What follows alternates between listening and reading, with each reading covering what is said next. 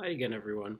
So last time we talked about figuration preludes, which was a way for us to add a running motion over a pre-existing bass, or maybe a bass that we invented ourselves. And this time, we're going to take the microscope just one level further and look at passing tones, just sort of how to add one note in between two harmonies, and some really common ways to do that so that we're not just clunking down chords when we're playing continuo parts or when we're improvising off of a bass in our head.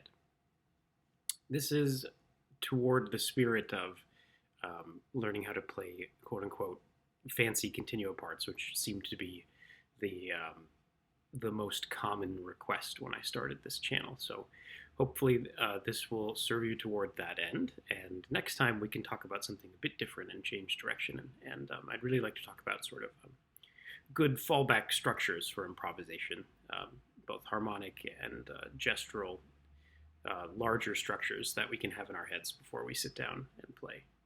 All right, so let's hop into it. Okay, so what are passing tones and why do we care about them? Well, sort of similar to the last video, passing tones are really just a specialized type of figuration. It's a way to connect different harmonies. So the answer to the question I have on the screen is there are notes that intervene between two harmonies. Can you intervene between? Maybe they just intervene two harmonies.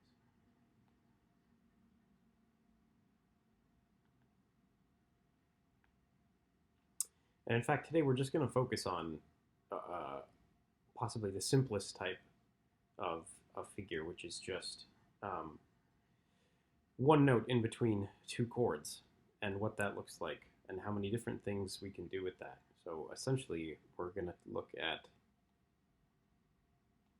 this figure and this figure for how they can connect two chords. And surprisingly, you'll be able to do a heck of a lot with these two things. And then the generalization is sort of diminutions, right? I could also do something like this, etc. And there are whole books written about these things.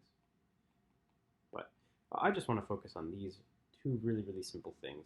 And what I'm going to do is sort of just present a bunch of sequences that will use this passing figure or one of these two passing figures on the left. And these will be good things to practice. And within them, I'll show you how you can use them in a variety of sort of generalized situations, just by looking at them sort of in their natural habitat in some sequences and cadences. So let's take a look at those. All right, so I have here a bunch of sequences that use one or both of these two tiny little gestures that I circled just a second ago, the sort of simplest of diminutions to connect two different harmonies. And rather than go through all of these and play them, which I encourage you all to do yourself, and a good exercise in addition to that is to finish them off yourself and sort of, tie them off with a little cadence and finish the sequence or terminate the sequence in some other way. And it's good to come up with those yourself. But anyway, rather than do that, I would rather actually go through these and just notice a couple general things about them that you can call upon later in more general situations. So the first thing that's sort of trivially true is that anytime you see down or up 3 in the bass, you'll notice that there are passing tones in the bass. So I have up 3 here, and there are passing tones. I have down 3 here, and there are passing tones. And this is just sort of trivially true that you're going to have, or that you can have, passing tones in the bass whenever you have sequences that go down or up 3 as one of their motions. And this is true just because these sequences are named by the motion of the bass, and if your bass is going down or up a third, then of course you can always just stick one note in between and you will get one of those patterns that I circled. So that's just a simple fact. Anytime you have down or up 3 in a sequence, you can put passing tones in the bass because the bass is going to span that interval that this little gesture does. The other thing that I want to notice here is something that is very helpful, I think, which is that things that go down or up 4 or down or up 2 can be harmonized in a similar way. I'll show you what I mean. So if I have something that goes down 2, I can harmonize it like this, or I can even put some thirds here. If I have something that goes up 2, I can do the opposite. And depending on whether or not I add certain accidentals, or whether or not I have these thirds, or which one I have, I can get tons of different harmonies. And I can even go a step further and say that if this is down 4, or if this is up 4, in fact, these harmonies that I wrote above still work.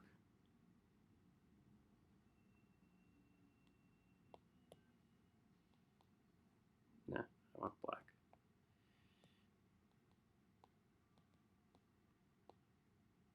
And so now if you go through these sequences, you'll notice that a ton of them use one of these 2 moves. I guess technically those stems should be red, but you see what I'm trying to do here. So actually what we've done already now in this short discussion that we've had is prove that you can use one of these gestures, either this one or this one, and they're usually not in parallel thirds like that, but sometimes, one of those gestures to harmonize any interval, right? We've proven that we can go up 4 and down 4, up 2 and down 2, up 3 and down 3, and then of course down 5 is the same as up 4 harmonically when it's a bass motion that's defining a harmony. So we've proven that we can use this gesture to connect any 2 harmonies. And so let's look at one more practical application of this, and let's look at just a couple common cadence patterns.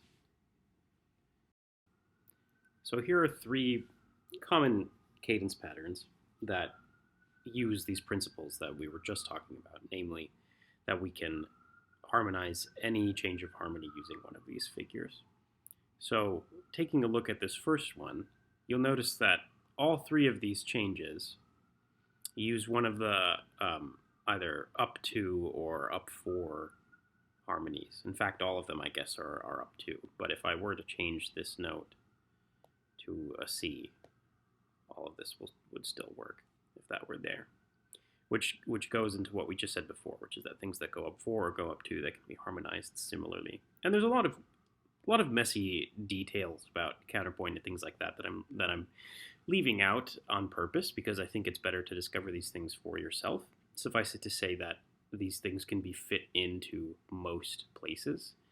And we can talk at the end, like we usually do, about some ways to practice this and ways to go forward and use this and how it can sort of be generalized. But for now, it should suffice to just caution you that while a lot of these things are invertible, that is, I can move the parts around and get a different sound.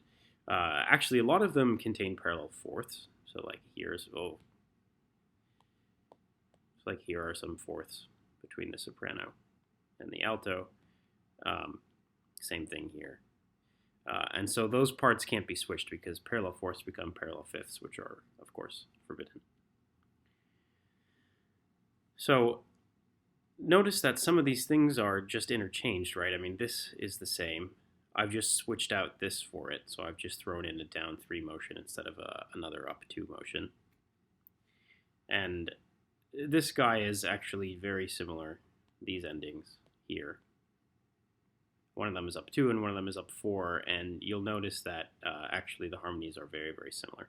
The only reason that I didn't use exactly the same one is because I've put this figure here in the soprano where it was in the tenor. And now that I've done that, I can't use the same alto because I would have gotten parallel fifths between the E and the G. I would have gotten, if I put the A there, right, and it went to that G, then I would have had that, which is no good.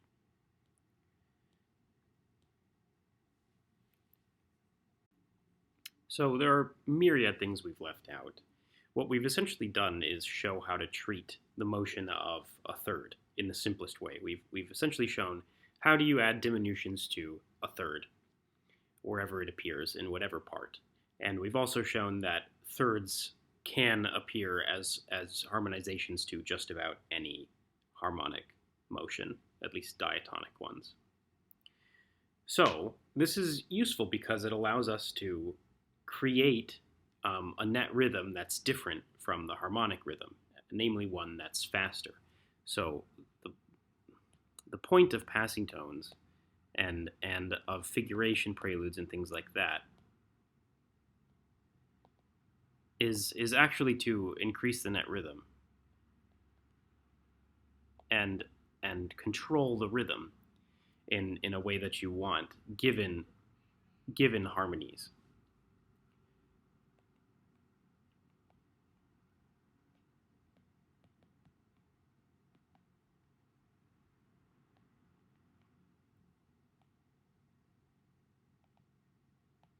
And we want to do that because a good part of, at least in my opinion, a good part of how music comes across is in the phrasing, which has a lot to do with rhythm.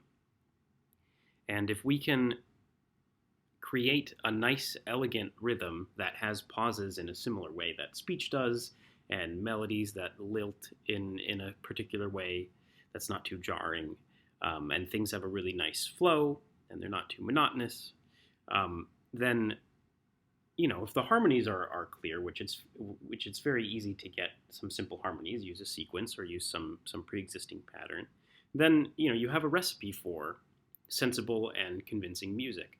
So it's really a tool that we should have to be able to control the rhythm.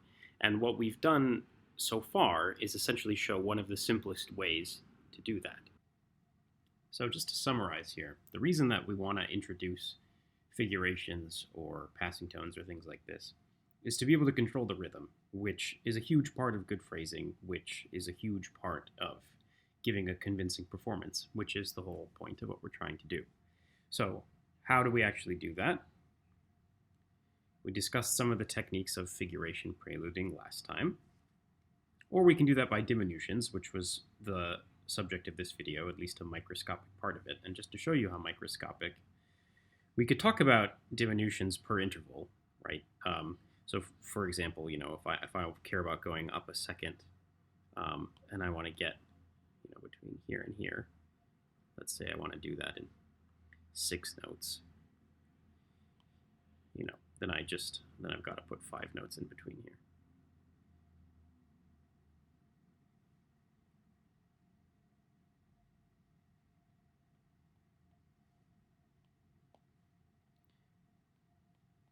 Right? So we just talked about one small portion of this. We just talked about by third, and we just did this one. And that's because you can use it everywhere, and it's a great template from which other diminutions can jump off. The other way to easily do this probably requires its own video, and that is suspensions. So there are a ton of ways to use suspensions, not just to increase the net rhythm and control your rhythm. So I think maybe I'll make a separate video about suspensions someday. But for now, let me just leave you with how you might misuse this newfound talent of yours of adding passing tones and figurations and stuff, and how to use this elegantly. So let's just talk about that really, really briefly. I'll play an example, and then I'll see you next time. Okay, so here are some really quick rules of thumb for how you should be thinking about controlling your rhythm and using these tools for good rather than evil. So these will change, of course, depending on whether you're playing a continuo part or whether you're playing from a partimento or whether you're playing solo or with other people. When you're playing with others, there's a whole slew of extra things to be aware of, which amount to, you can't be in your own world and do your own thing off the bass. Playing continuo is not the same thing as improvising off of a figured bass solo. So use your best judgment for that. I mean, don't run into the instrumentalist. Don't steal their thunder. Don't make silly counterpoint errors. Make sure that you are phrasing according to the phrasing of the piece and your line, and make sure that the relationship between your line and their line is correct, etc., etc. I'm going to assume that we're talking about this for the purposes of improvising solo. And so with that in mind, some very, very general do's and don'ts. So for the do's, you want to, in general, sort of increase your rhythm at cadences. And more generally than that, you don't want things to be too unpredictable at the beginning. And things can sort of increase in interest as we get to the end, whether that's the end of a phrase, the end of a section, or the end of a piece. A lot of these general principles sort of work on both a micro and macro level. So you want to start simple and end slightly more complicated if you're going to get more complicated at all. And I'm always an advocate of being only as complicated as you need to be so as not to be boring. At the end of the day, it's way better to be boring than it is to not make sense. And if somebody's talking to you, you'd probably rather talk to somebody who's boring rather than somebody who is a raving lunatic. So don't try to do too much. Don't, as a general rule, start consecutive strong beats with very different note values. This is a composition thing, too, that I see all the time. I wish I had a really great reason for this, other than that it sounds bad. It sounds unnatural, essentially, is what it is. And the reason is, I'm guessing, because it doesn't sound very much like speech. We don't, for example, hang on to one syllable for a really long time and then talk really quickly. That sounds very, very strange. What we'll do is probably, the relative lengths of our syllables and words. Of course, we'll stress certain things and not others, or go by quickly certain things, but it won't be so drastically different. So I think that's why these things don't tend to work out. Now, if I stick a rest somewhere, like if I make that a rest, then it kind of sounds like two different gestures, and this is probably a phrase ending or something like that. So, I mean, we could talk about this all day. These are complicated things that some of them don't necessarily have objective answers behind them, at least not that I know of. The empiricist in me doesn't want to fully admit that, but in any case, this is a pretty good rule of thumb.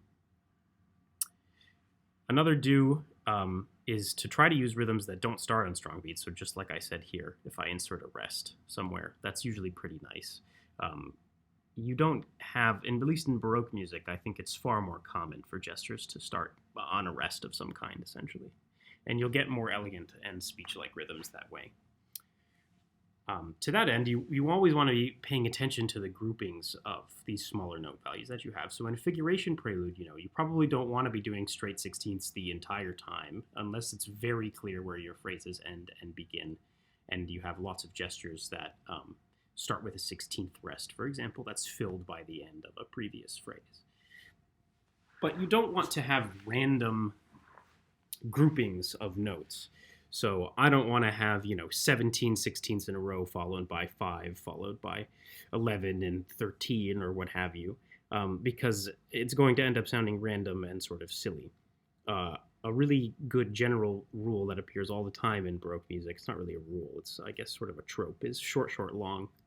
So, for example, da-da-da-dum, da-da-da-dum, da-da-da-dee-da-da-da-dum, ba-da-dum.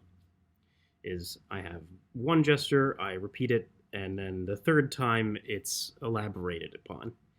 And this is a pretty general, elegant way to spin rhythms out. And I encourage you all to try doing that in as many different ways as possible and looking for different variations on the theme of short, short, long when you're listening to your favorite music. And certainly don't insert every passing figure that you can think of, because it will end up sounding random, and you will end up not being able to think about the groupings of these notes, and therefore you're going to fall into this trap. So, all of that said, I'm going to try and show you a good example and a bad example by realizing some Corelli.